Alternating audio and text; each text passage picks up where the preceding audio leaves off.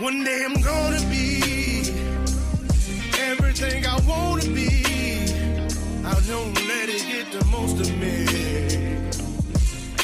One day I'm gonna be free. I wanna be everything I'm gonna be. My future right in front of me.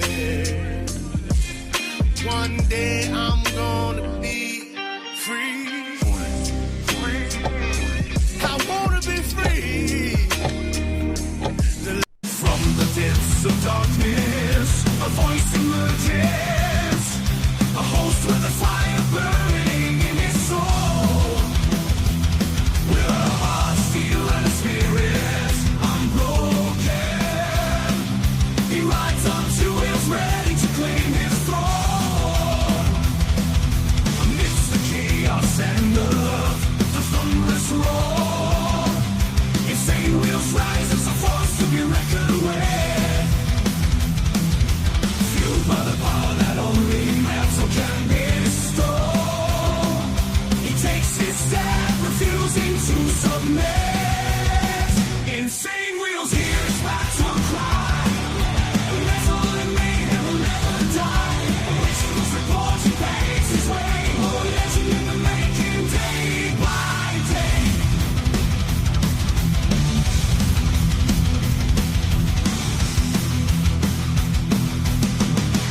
Shit. Ladies and gentlemen, it is a beautiful, thirsty Thursday morning. Great to see everyone in the chat, man. Much love, honor, respect to everybody. Let's get it. As you guys can see, we have a big news morning this morning. Operation Epic Fury escalates, as well as Hezbollah launches 200 rockets over there into Iran, and then into Israel, and then Iranian sleeper cell threats here in the United States. We have Trump actually speaking on the sleeper cell threats and or concerns. But we have a ton of things that we're going to be talking about this morning. So let's give you guys a chronological breakdown of what we're going to be discussing on this morning's show for the hour. Trump says Iran has lost their Navy and Air Force. Yes, I think that's something that we already knew. First of all, their Navy was decent, but their Air Force was basically lackluster. Their Air Force really actually was dependent on their ballistic missile program, believe it or not. That is their offense and defense kind of thing. Then we have about 140 U.S. troops injured as Iran conflict continues, the Pentagon says. Says we are now learning about 140 troops have been injured as conflict in Iran continues. The Pentagon announced on Tuesday. Officials recently said the, quote, vast majority of the injuries were minor. And of the estimated 140 who were injured, 108 have now returned to active duty. What? Sounds a little crazy. And then we have Iran war. Trump addresses sleeper cells as well as Strait of Hormuz concerns, as you guys know. And then alleged Iranian drone threat from offshore vessels targets California. Now, it was a little bit of a conversation starter yesterday. Everyone in the media was kind of discussing about this alleged Iranian ship that, was off the coast or whatever the case is, and are able to use drones and send them off and hit us in California. I highly doubt those things, just saying. They can't even keep their own lights on, their own internet on. I don't think they're going to be focusing on, they don't even have ships, that we just destroyed 51 of them. Anyways, breaking from 10 hours ago, this was at midnight, I guess. Oil jumps back above $100 a barrel amid the Iran conflict. Now, it did come down for a short while because Trump was like, hey, we might be done with this very soon. So oil prices started plummeting, by 30%, came back down. And then, of course, since it hasn't necessarily, we don't really see an end to it yet, it's not surprising that the oil prices went right back up. And then, of course, like I told you guys about Hezbollah, launches 200 rockets at northern Israel. As you guys know, Hezbollah basically runs the territory above Israel, which is Lebanon. Over there in Beirut, Lebanon in particular, is where they're talking about this whole thing right now.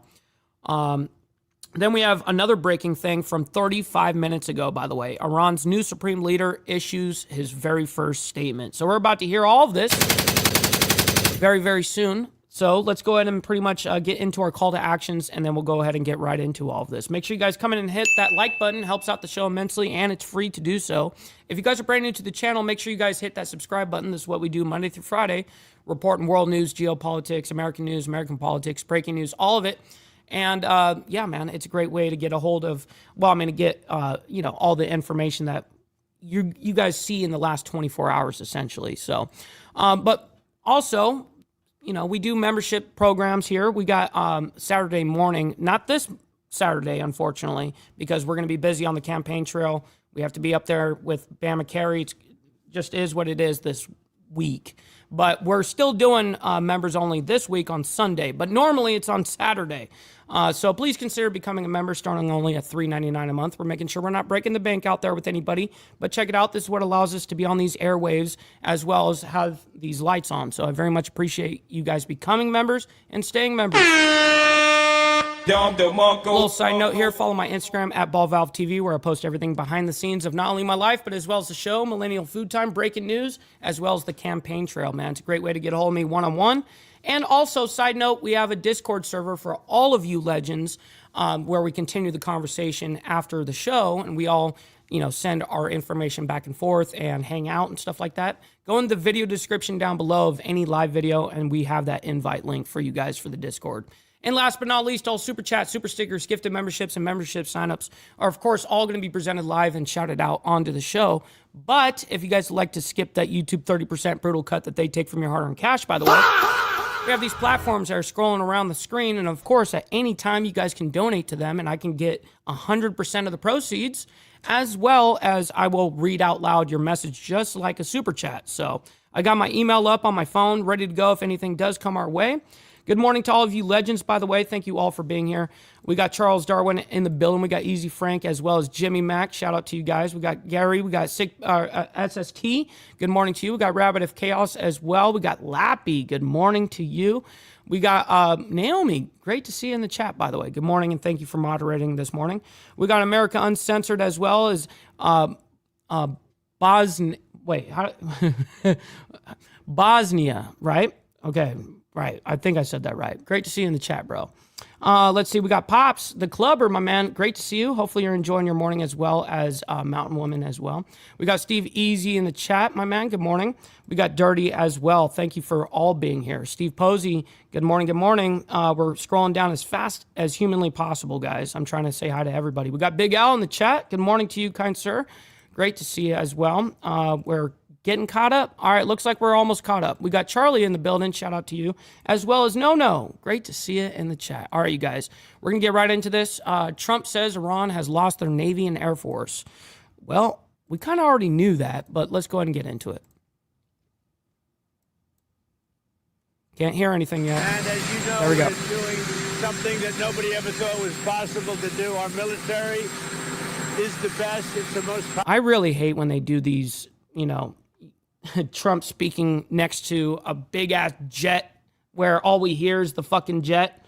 Come on, man. Can you please just walk away a little bit so that we don't have to hear Air Force One in the background? Powerful in the world, and they're hitting them very hard. This is 47 years. What's up, Dylan? Great to see you in the chat, by the way. We got PharmaCat as well. Great to see you up in the chat, Cat. Hopefully you're enjoying your Thirsty Thursday so far. Of abuse and killing lots of people, killing and maiming lots of people. What is it, Peter? What more do you need to do militarily for this Shout out to you, Randy. Great to see you in the chat, by the way. operation to end? More of the same, and we'll see how that all comes out.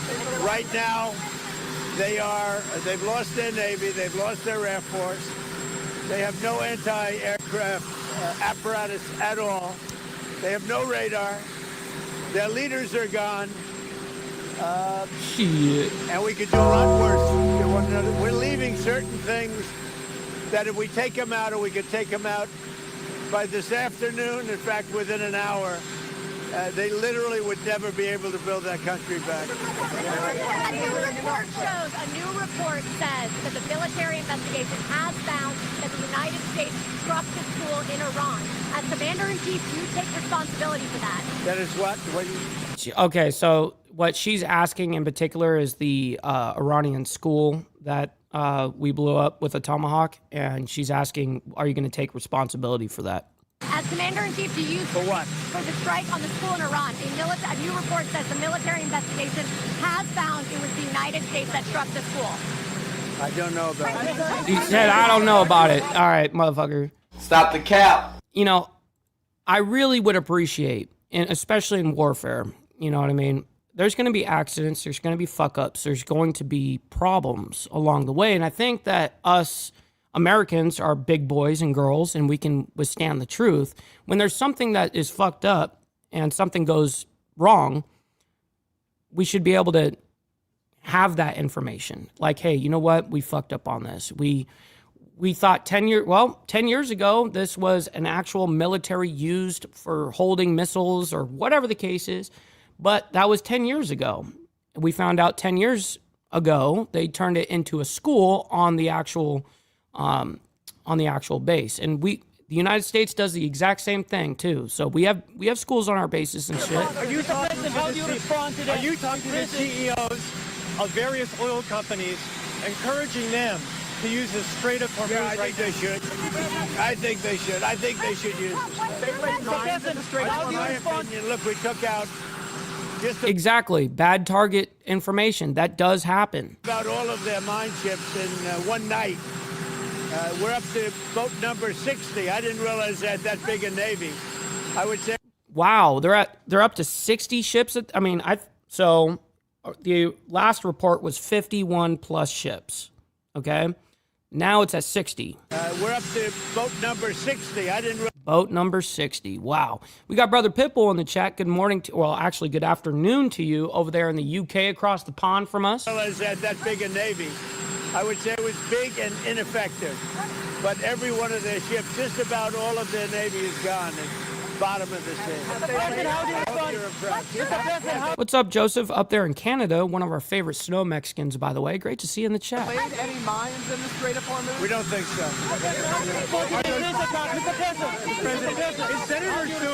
Is Senator Thune listening to you when you say you want to pass the Save America Act? He says there aren't the votes to do it right now. What's your response? Well, he's got to be a leader. You know, if he's a leader, he's got to get him.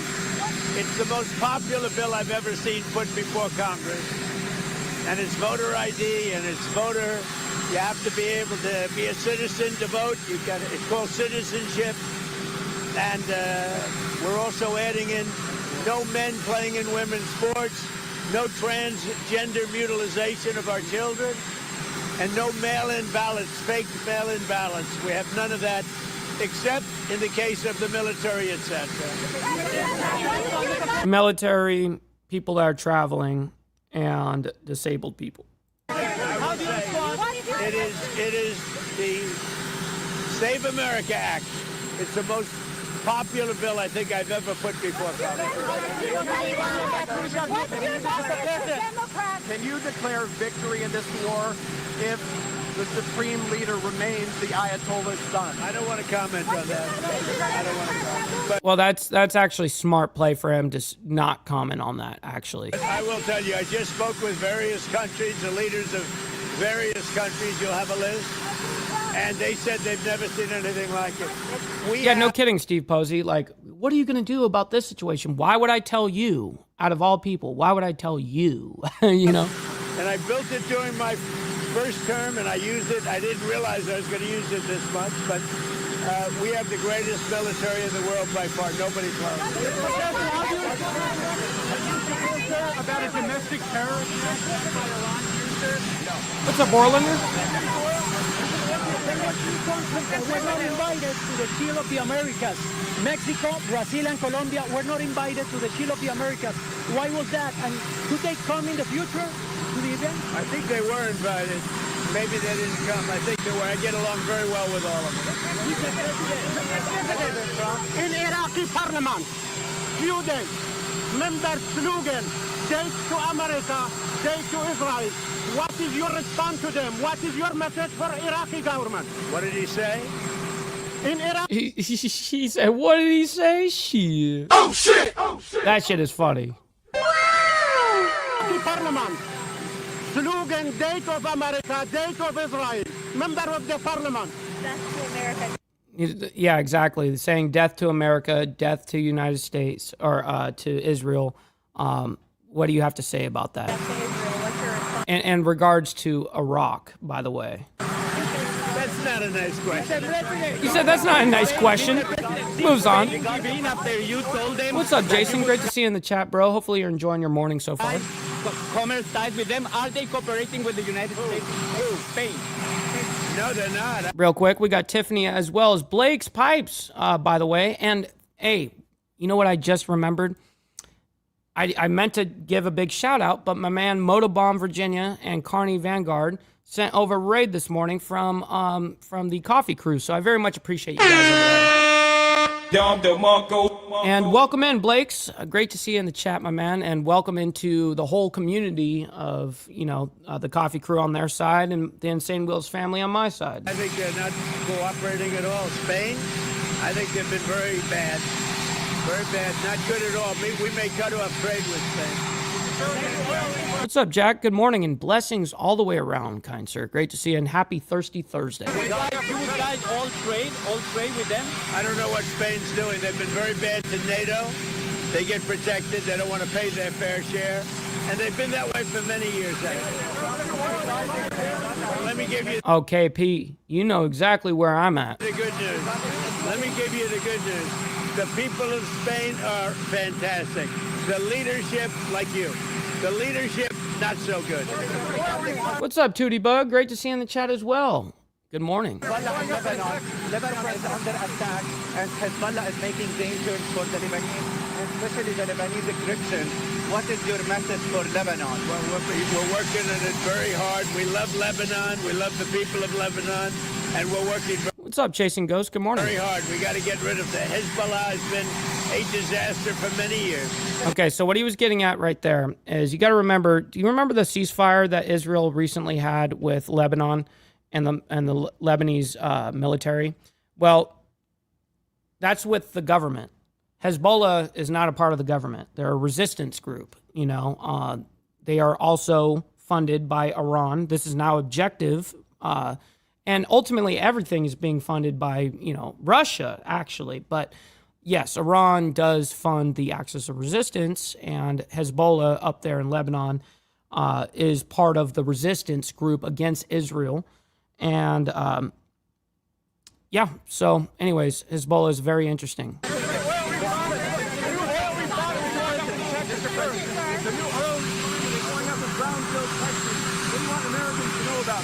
About what? About the new oil refinery going up in Brownsville. Oh, it'll be great. It's going to be the greatest anywhere in the world. There's never been anything like it. It's great that it's going up in Texas. It's very hard to get refineries done. I missed two very special people. We got Miss Lotus in the chat. Good morning to you. Great to see you in the chat as well. We got Papa Penguin, my man. Hopefully you're enjoying your Thirsty Thursday morning so far. This will be like nothing else ever built. It's a great thing. Thank you for that question.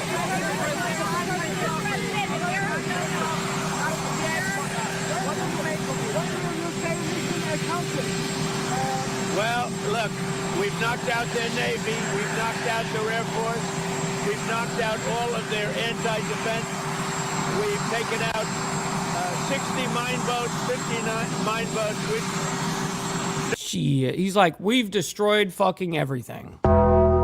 By the way, we have over 100 people in here between the two streams. Make sure you guys double tap that screen if you're on the vertical side. If not, if you guys are on the horizontal, make sure you guys hit that like button, man. You don't have to like all this craziness, but you guys can like it for me and what we do here. So I very much appreciate your laborious work on that. By the way, we haven't done the money part yet. Let's just go ahead and do that real quick, and then we're going to move on into the next story here. So, all right, just get the money part done. Give me money. Money me. Money now. Me a money needing a lot now. True. All very true. All right, so let me go ahead and pull this up. Give me a second here. For some reason, it's not pulling this up correctly. I'm looking. There it is. Bam. 3, 2, 1. All right. And we are back. So about 140 U.S. troops injured as Iran conflict continues, the Pentagon states. Here for you on Live Now from Fox. Thanks again for continuing to be with us. We want to, again, talk about the very latest coming from the Middle East. More from Fox News. After 12 days of strikes in the Middle East, President Trump now says the war with Iran could end soon, telling Axios there's billions and billions. Practically nothing left to target. We're doing something that nobody ever thought was possible to do. But is Iran ready to stop fighting? While the U.S.-Israeli operations have limited Iran's ability to strike back, the regime is ratcheting up pressure in another way at the gas pump. We will never allow even a single liter of oil to pass through the Strait of Hormuz for the benefit of the United States. The 100 Oh, shit. 100-mile-long strait is one of the most important oil choke points in the world. Yes, and 20% of basically global oil, 20% passes through right there at the strait. But it shut down earlier this week after reports of Iran potentially placing mines in the waterway. They're also hitting oil facilities in the region. I think it shows that they're losing. It shows desperation that they would do that. In response, the U.S. has taken out dozens of Iranian ships capable of laying mines. President Trump encouraging ships to use the channel, threatening Iran with consequences at a level never seen before. We take them out, or we could take them out by this afternoon, in fact, within an hour. Damn, cuz. They literally would never be able to build that country back. U.S. gas prices have gone up 17% since the start of the war, but the president predicts those prices will go down soon. In New York, Caroline Elliott, Fox News. What's up, sick Caroline, bastard? thanks so much for those updates. So we appreciate it. We want to continue to talk about where we are right now with the war in Iran and the Middle East tensions that continue. I want to show you this from Reuters as Phil Stewart reporting this big exclusive that as many as 150 U.S. troops were wounded. And right now, the report is roughly about 140. Now, Phil is saying on this exclusive that as many as 150. It's so far in the war. Two sources familiar with the matter tell Reuters. Let's bring in a special guest right. They need to fix their audio, bro. That's their side that's crackly and all that shit. We got Cameron in the building. Shout out to you, by the way. Good morning. Now, reporter Phil Stewart joining us here Virginia with Chaos, breakdown. my man. Phil, this was a huge number because we were seeing such this big discrepancy from what the Pentagon is saying to what this reporting is now saying.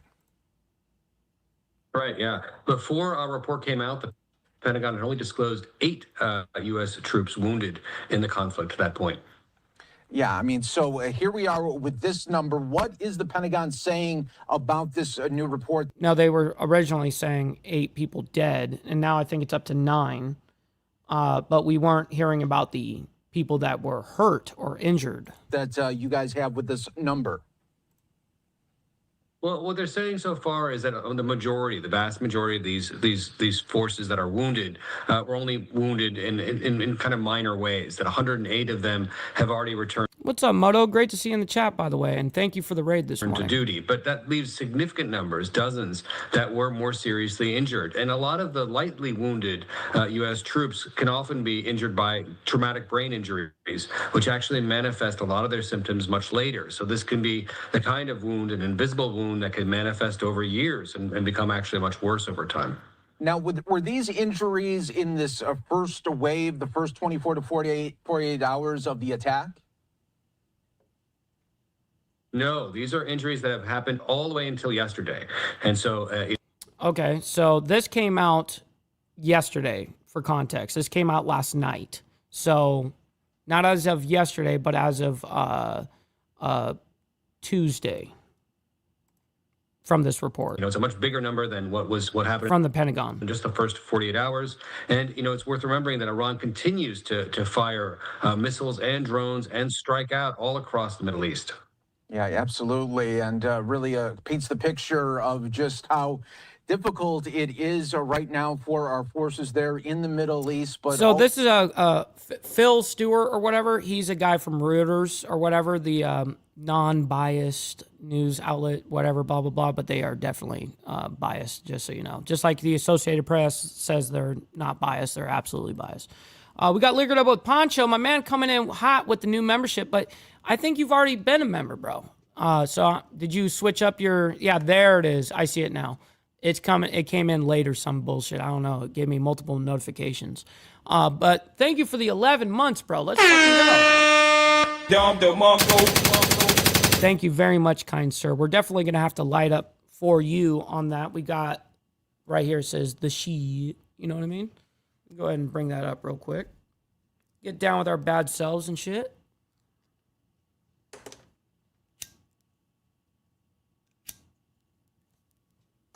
Some counterclockwise tobacco. Here we go. Anyways. Also talks about, this reporting where the Pentagon not wanting maybe to put out these numbers right away. Why do you feel in this time and age, Phil, that they eventually that number will come out? Why do you think they just don't come out and say it right away? What's up, brother So Loud? Great to see you in the chat, bro. Shout out to the Boondocks of North Carolina, by the way. It's hard to know. We're not getting kind of straightforward explanations from the Pentagon about how they're going to release information. We have had a number of press conferences so far, 3, which is quite good for this Pentagon, but they're not. Yo, Mr. in the chat. Bro, it's been a minute. Great to see you in here, by the way. Hopefully life is going well. There have been a lot of questions answered at those press conferences. So you're seeing just a handful of questions from reporters only a few times since the war began in a public setting. So really the amount of information that's come out has mostly come out through videos or press releases in very kind of controlled ways that don't allow reporters, kind of to kick the tires and ask questions like, how many casualties are there? Yeah, absolutely. Now I want to really focus in on the Strait of Hormuz. So much is being centered there. All of us Americans struggle to say the Strait of Hormuz. It's funny. Because we are waiting to see, when exactly. Even me, I've messed it up all the time. I say Hormuz or Hormuz. It's Hormuz, but yeah. It's going to be totally reopened and what levels. Yesterday, we thought maybe we were getting there with that tweet from the Secretary of Energy, but that was quickly taken away, and we saw the market react. Someone needs to fix Mike's crackle fucking mic problems right now. Yeah, about the escorts. So, it's unclear whether the U.S. military will start escorting ships through the Strait of Hormuz anytime soon. The European Union today said that would also be a... Well, you got to think that puts our shit at kind of an unnecessary risk right now. That's the way the United States is going to look at it. But it's not off the table. Trump administration and Trump himself, the Pentagon has come out and said it's not off the table, but it is basically an unnecessary risk that we don't need right now, kind of thing. Possibility for them if this situation continues, where we have real threat to global commerce. 20% of the world's energy oil supplies pass through the Strait of Hormuz, so it's really a vital choke point. And the prospect of it being shut down completely for a prolonged period of time has set markets on edge. So General Kane, the chairman of the Joint Chiefs of Staff, said in his press conference to us yesterday that the conditions would have to be set and the resources would have to be available. And as someone who's covered the Pentagon for a long time, that suggests to me that this is still sort of a work in process, that they were still trying to figure out what they would need to do in order to have the conditions to safely escort ships through that vital maritime choke point. And Jimmy Mack says, whose moose? Her moose. All right, let's go ahead. Let's go ahead and get into this next story here. Regards to Iran war, Trump addresses sleeper cells as well as Strait of Hormuz concerns. Let's go ahead and bring that up real quick, and we'll discuss that briefly. Do you want to go right now? Joint Base Andrews, President Trump is speaking. They are This is last night. absolutely being destroyed. Iran is being absolutely decimated. That's all I can say. President Trump, what have you heard about this bulletin that some law enforcement put out about a possible Iran revenge plot in California, where there would be some kind of a boat offshore launching drones towards the... It's being investigated, but you have a lot of things happening, and all we can do is take them as they come. And the war itself is being prosecuted as well as anybody has ever seen, and this is other countries telling me too. Big countries, powerful countries, they said they've never seen anything like it. And they also agree with what I'm doing. They say it's an evil country, and it's been for 47 years that way. And if they try to hit us back, Have you been briefed about how many Iran sleeper cells there could be inside the U.S. right now? I have been, and a lot of people came in through Biden with this stupid open border. But we know where most of them are. We've got our eye on all of them, I think. Is it dozens? They came in through the... That's a big statement, but yeah, they did come in through Biden and as well, yeah, I mean, just Obama and Biden. Open border policies of Sleepy Joe Biden, one of the worst president in the history of our country. And we've got our eyes on all of them, but the war itself is being prosecuted at a level that nobody's seen before. It's pretty amazing to watch. Can you give us a timeline on when you're planning to tap the Strategic Petroleum Reserve, a timeline of when that could happen? We're going to be doing it very quickly, and then we'll fill it up. We'll fill up our reserves. You know, if you remember, I filled them up, and then I had a deal to go at the highest level, a level that's never been, and Schumer and the Democrats for $25, and it was turned down. You remember that, Peter. Almost before your time, but not quite. But it was, we had a deal at $25. Think of that, $25 a barrel, and the Democrats turned it down. We're going to tap it out like it's never been, but they turned that down, and now it's a lot higher. Are you considering having the U.S. Treasury Department buy oil futures as a means to keep the oil prices down or bring the oil prices down? We're going to be in very good shape. You see what's happening.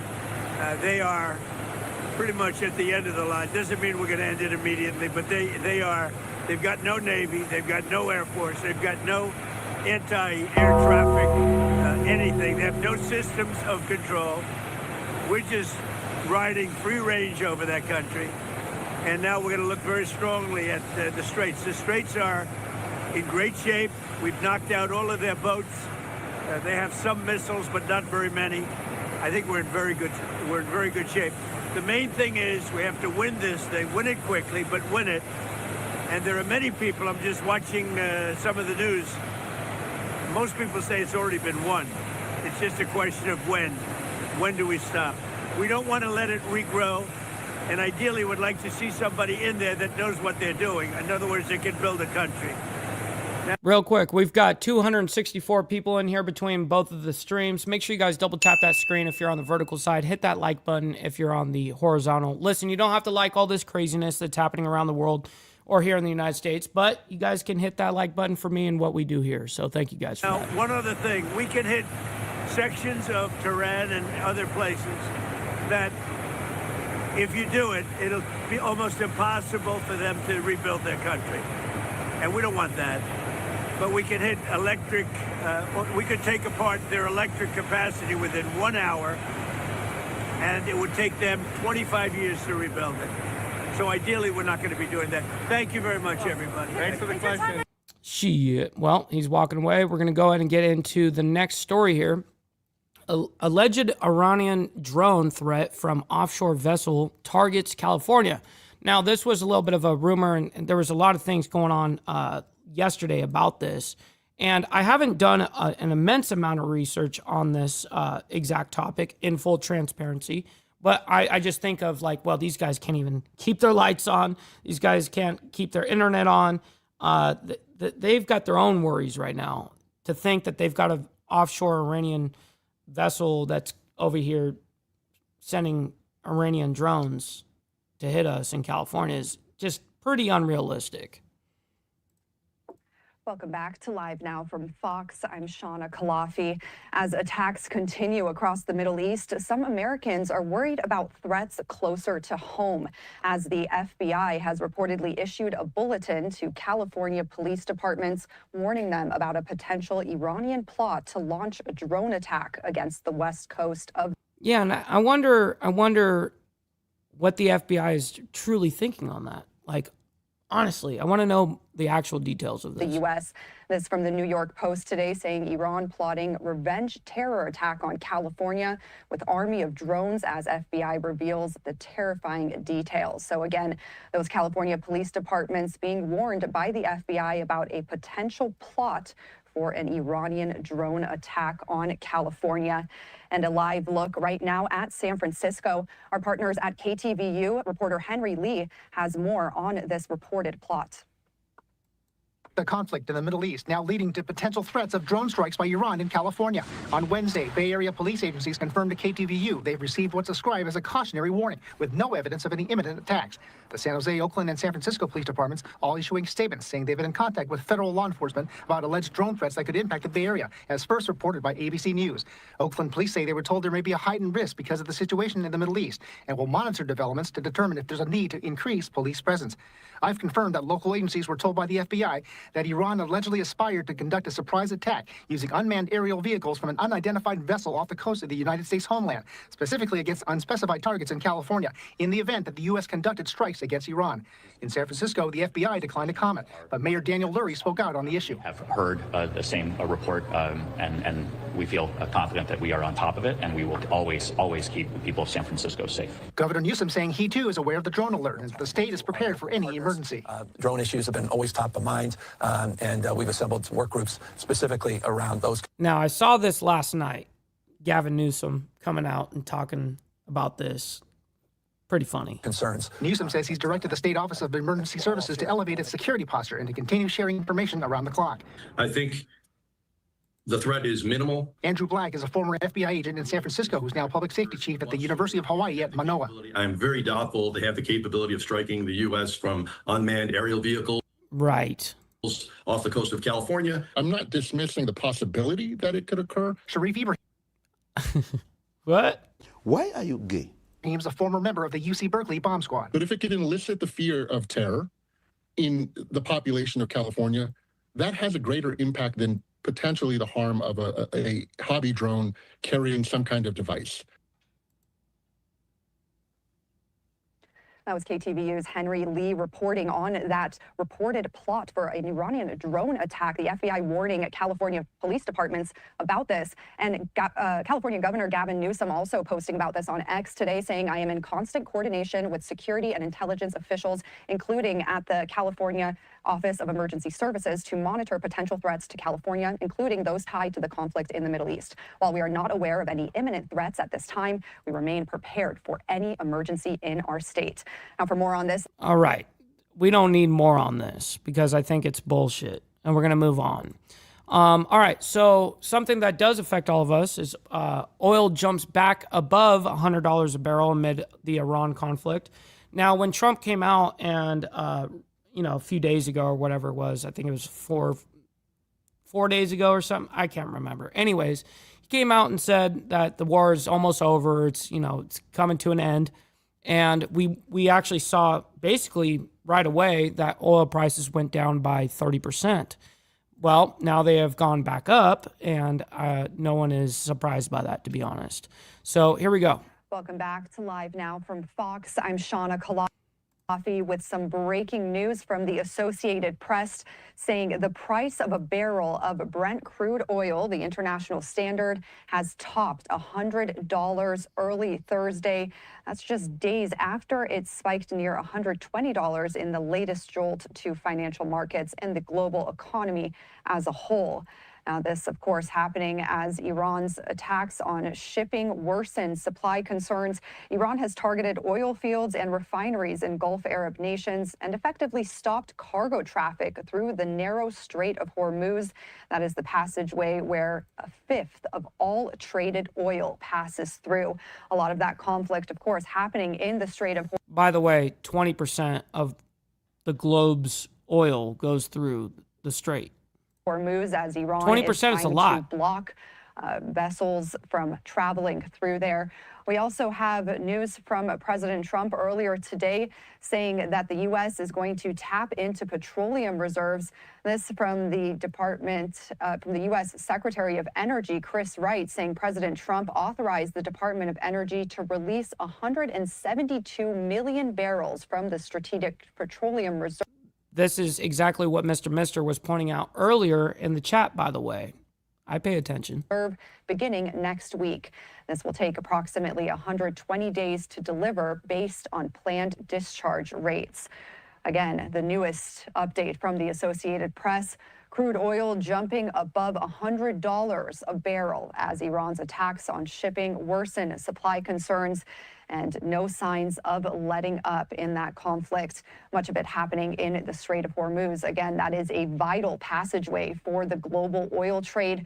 Roughly a fifth of all global oil passes through that. That's exactly what I just said, 20%, which is a fifth. Anyways, let's go ahead and move on into the next story here. Hezbollah up there in Lebanon, Beirut is usually where they're really heavily occupied, right there in southern Lebanon. But nonetheless, Hezbollah launches 200 rockets at northern Israel. Let's go ahead and bring that up, and we'll discuss this. I want to bring us out to this live images that we continue to have over in Jerusalem, Israel.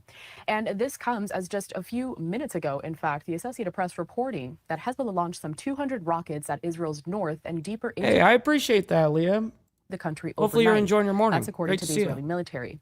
Many rockets were intercepted and no serious injuries were reported. Now, sirens started blaring Wednesday evening across the north and continued almost nonstop for hours, warning of incoming attacks from Lebanon and Iran. The explosions and interceptions overheard were so loud that some people were dashing outside. They spoke to some residents down there on the ground in Israel. And I do want to get some more perspectives from the ground. So joining us next is... And real quick, before we do, we've got 237 people in here between the two streams right now. Make sure you guys double tap that screen if you're on the vertical side. Make sure you hit that like button on the horizontal. Much love, honor, respect to all of you guys for your laborious work on that. Going to be Alex Trayman. He is the CEO and Jerusalem Bureau Chief at the Jewish News Syndicate. Alex, good morning and thanks for joining. Good morning, Carl. So as you saw there, I mean, those strikes do continue on. A lot of these proxy groups, Iran as a whole, continuing to launch strikes in Israel. I want to get the overview sense as to what you're seeing on the ground. You are there based in Jerusalem. Yes, well, Hezbollah seems to have entered the war in a maximum capacity right now, as you mentioned, firing 200 missiles at Israel in the last 24 hours or so. Iran also seemingly able to continue to launch a ballistic missile salvo. Now, you got to remember, Israel is at the same time of this whole war with Iran. They're fucking up Hezbollah up there in Beirut, Lebanon. Like, I mean, pretty bad. We reported on some of that Monday, I believe. But yeah, so this is probably retaliation against Israel, obviously, for them fucking them up. Was it Israel? There's been 4 launches since midnight already, and Israelis have been going in and out of shelters in what seems to be coordinated attacks now from Iran and Hezbollah into Israel. I want to bring us out to this. It's a social media post courtesy of the IDF saying about 70 terror targets were struck, including terrorist infrastructure, weapon storage facilities, central headquarters, key terrorist, and an IRGC Air Force headquarters in Beirut. Now, going back to some of these launches that Israel is conducting, those military operations, Alex, I want to ask, what have been the most effective strategies when the IDF has been targeting that infrastructure, but also keeping Israeli civilians safe from any counterattacks?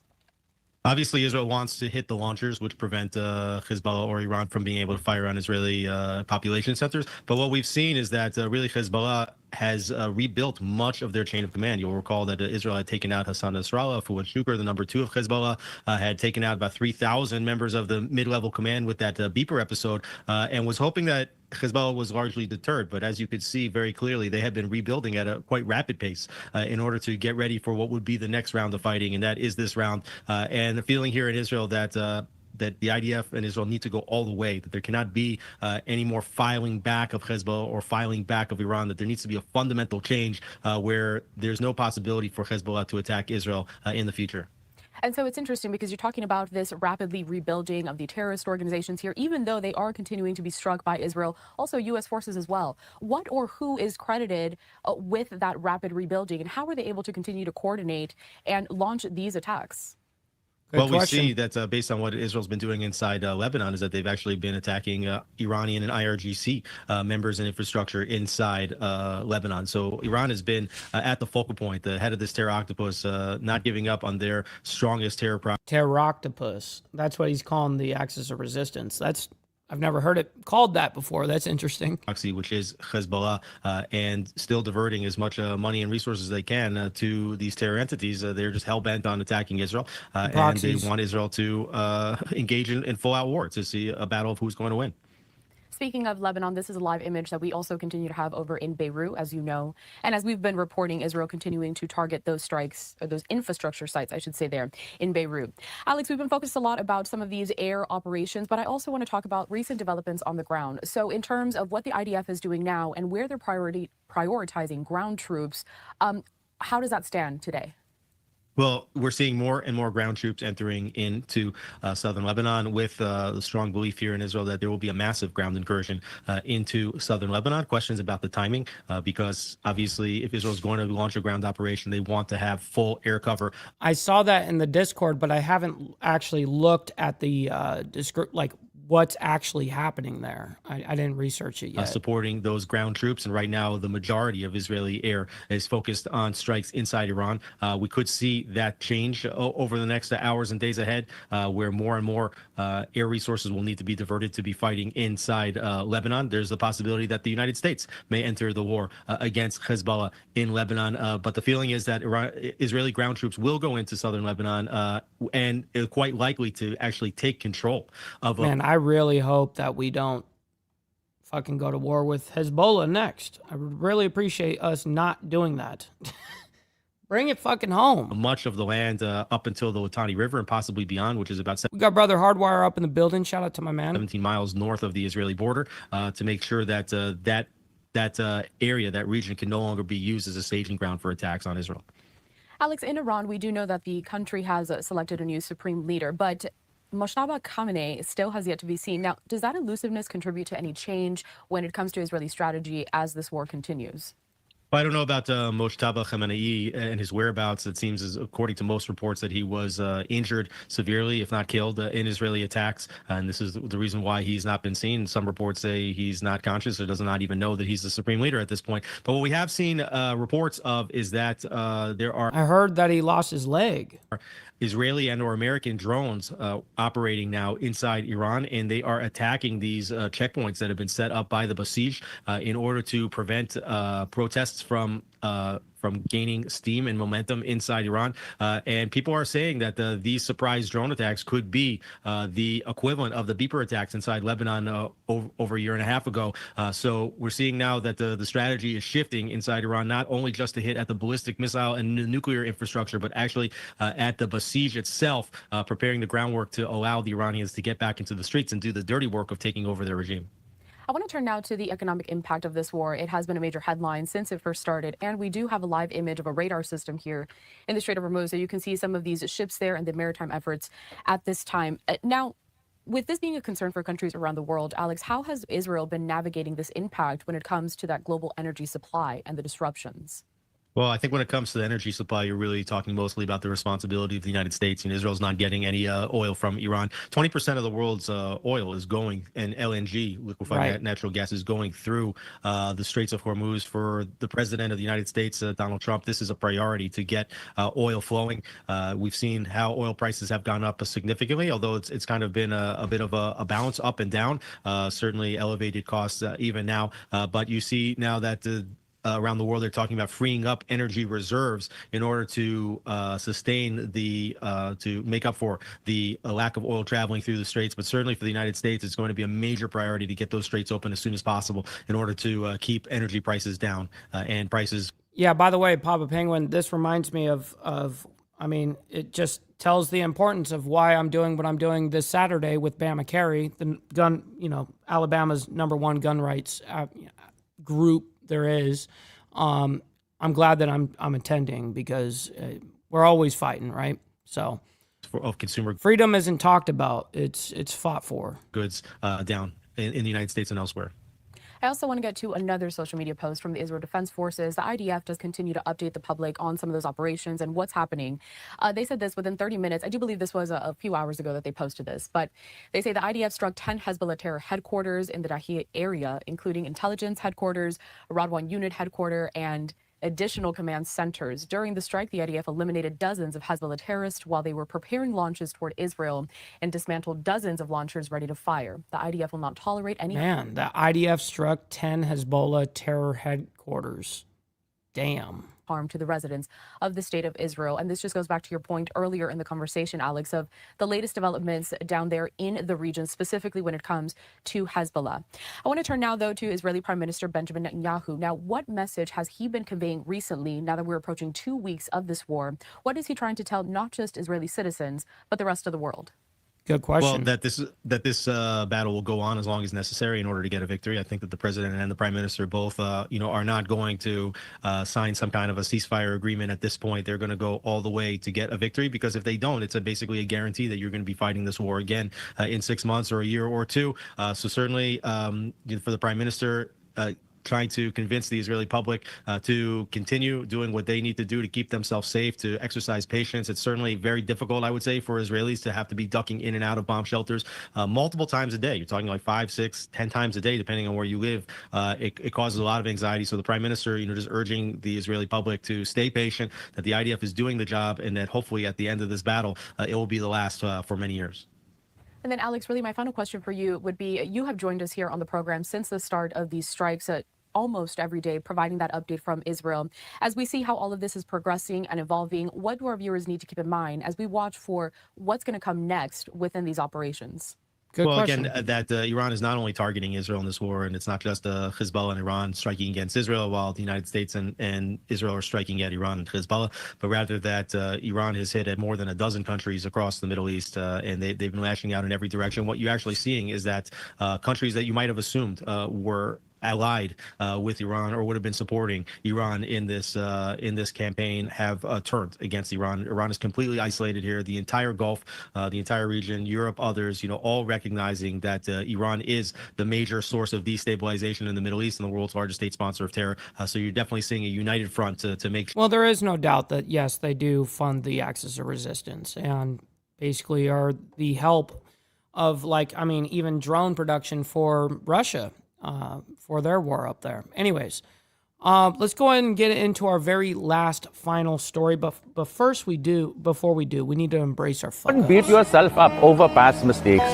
You are going to fuck up again in the future, quite possibly in a most spectacular fashion. Why worry about yesterday's fuck ups when you have tomorrow's fuck ups to look forward to? You are a fuck up, and fucking up is part of your growth process. Embrace the process. Embrace thy process. All right, so we're going to get into our final story here. Iran's new supreme leader issues his very first statement. So let's go ahead and bring this up and discuss it. Here we go. Welcome back to Live Now from Fox. If you are just tuning in, we wanted to quickly recap this breaking news here for you, as Iran's new supreme leader has released his first message.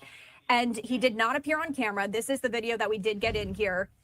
And this was not in English, but we are getting some translation from the Associated Press. They have this live feed. This just came out like minutes before we started the live stream this morning. Update. And so I wanted to share this post here with you and just share with you what we do know from that video message. So Khamenei issued that first statement as the war with the U.S. and Israel continues, once again, not appearing on camera. He says, quote, avenging the blood of your martyrs is a top priority, and that attacks on Gulf Arab neighbors will continue. He called for retaliation for every Iranian death. And here, wow. Hold on. I got to bring this back and hear that shit again. He says, quote, avenging the blood of your martyrs is a top priority, and that attacks on Gulf Arab neighbors will continue.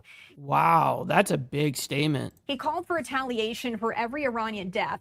And here is the quote that I read before the break. It says, I assure everyone that we will not refrain from avenging the blood of your martyrs. The retaliation we have in mind is not limited only to the martyrdom of the great leader of the revolution. Rather, every member of the nation who is martyred by the enemy constitutes a separate case in the file of revenge. He goes on to say a limited portion of this retaliation has already taken tangible form, but until it is fully achieved, this file will remain open above other cases. We will be especially sensitive regarding the blood of our children. Now, we also do know that he is threatening Gulf neighbors in the first statement of the war that was just released. And this is another quote here saying, the demand of the masses is the continuation of an effective and regret-inducing defense. But of note here, before I share the rest of this quote, Israeli intelligence assessed that he has already been likely wounded here. But going on to say the lever of closing. I've heard that he's actually lost his leg since this whole ordeal. The Strait of Hormuz must certainly continue to be used as well. Studies have also been conducted on opening other fronts in which the enemy has little experience and would be highly vulnerable. Khamenei goes on to say, our sincere thanks to our brave fighters who, at the time when our nation and beloved homeland had been unjustly attacked by the leaders of the Front of Arrogance, have blocked the enemy's path with their powerful blows and dispelled their illusion of being able to dominate our beloved country or possibly divide it. Some other notes here that we got from that statement is that Iran's top leader now saying, quote, we will obtain compensation from the enemy, or another quote, we will destroy its assets to the same extent. And as we just shared with you, because that's the only thing that you can actually hit, because it's stationary. That's the only thing that you can attempt to hit right now. Also did say that leverage of closing the Strait of Hormuz should be used, as we have been seeing gasoline prices rising largely because of the Iran war's impact on the Strait of Hormuz. And that's that crucial passageway for oil and gas from the Persian Gulf.